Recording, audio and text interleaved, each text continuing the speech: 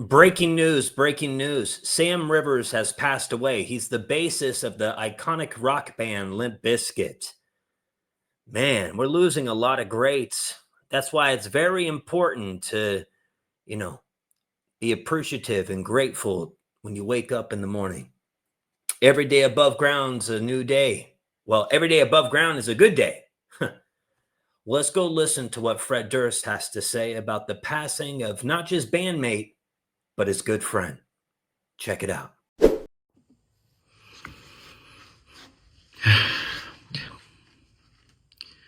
Sam Rivers, the legend, truly.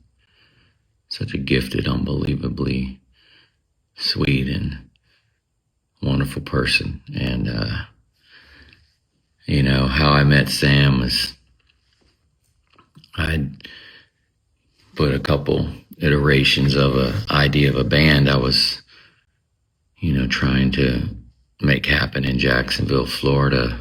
I had this idea and vision for this particular type of, style and sound, and I just couldn't get it together right. And so I decided I'm going to go out and find the right players to do this and bring this thing together. And I'd gone into this little tiny bar pub where this band was playing at Jack's Beach called Pier 7, and there Sam was on the stage with his band, killing it on the bass, and I went, oh my gosh, this guy's amazing. And in my mind, it was you had to start with the rhythm section, the bass and the drums, and didn't know who I was going to meet first to put this idea together.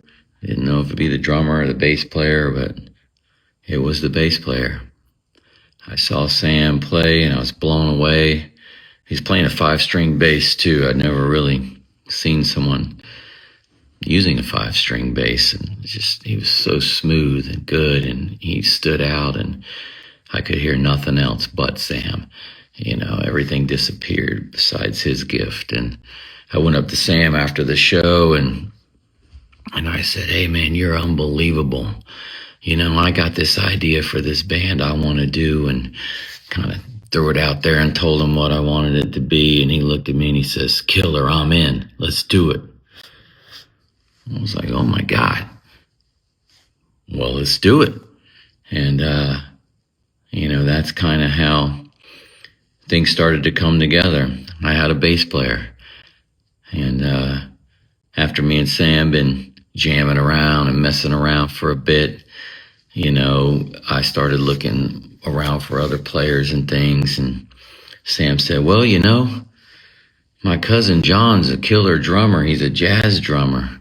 He should jam with us. And I said, well, jazz would be great because it'll give us that kind of beat we want, that kind of, that swag. And so I met I met John through Sam, and saw that John had the thing. He had it, so me, John, and Sam are jamming in Sam's garage.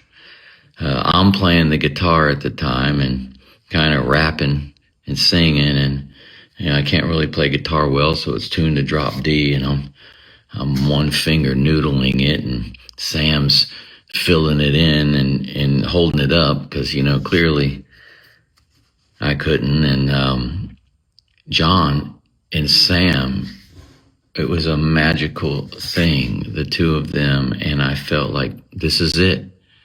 This is it. This is what I've been looking for. And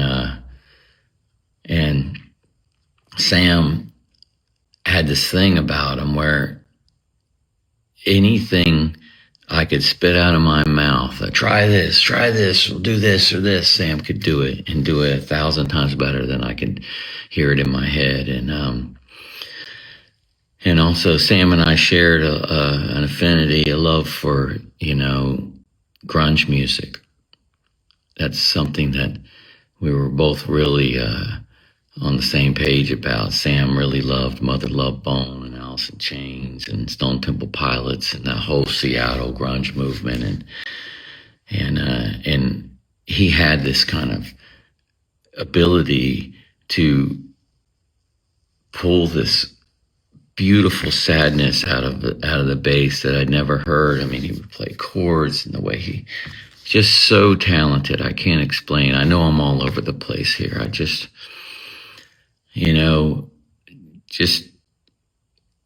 thinking about him, and it's so tragic that he's not here right now.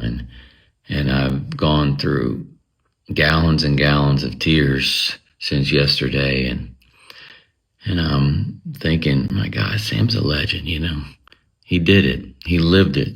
With Limp Bizkit, we've just been on such a journey. It's been a massive roller coaster, and it's here we are just having this incredible moment, man, and it's going so beautifully smooth, and Sam was just really, really happy about it. And rock stadiums together, been around the world together, shared so many moments together. And I know that, wherever Sam is right now, he's smiling and feeling like, man, I did it. And man, did he do it. What he's left us behind is priceless. He's such a special person, and Sam's a very private person too. So the few people that were able to be close with him and around him know what I'm saying to be true. He's a very, very special, genuine person. And when he got on that stage, it's that Sam I am, that Sam Rivers came out, and just he's a beast, just an amazing, amazing person. And when I think back to how I met him and how all this kind of came together, Sam was the first guy,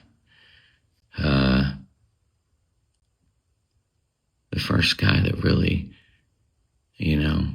came in and helped make this dream come true. And he didn't think twice about it. He was just like, yeah, let's go. Sounds great to me. Let's do it.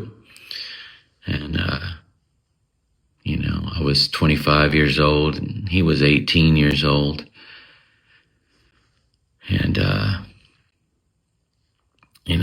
young, and just had all that fire in him and all that talent. And, I just knew that I was very, very, very fortunate to have him in my life. And I'm so grateful, so incredibly grateful to have shared, part of this journey with Sam Rivers, a huge part of this journey, huge part of my journey. I'm super, super grateful, and I miss him terribly already. And all the support and love out there I've seen online, it's overwhelming. He really did have an impact on the world, and his music and his gift is the one that's going to keep on giving. And I just love him so much, and thank you guys. It's time to spill the beans. We just mutated on a Knocky James. Tiger blood, Charlie Sheen. Leadership level like a college dean. Addicted to the truth like crack is to a fiend. The elites killed the American dream. Along with Epstein, let's rage against the machine. Momentum picking up and I'm hardly burning steam. Positivity never makes it mainstream. The country's torn like some Levi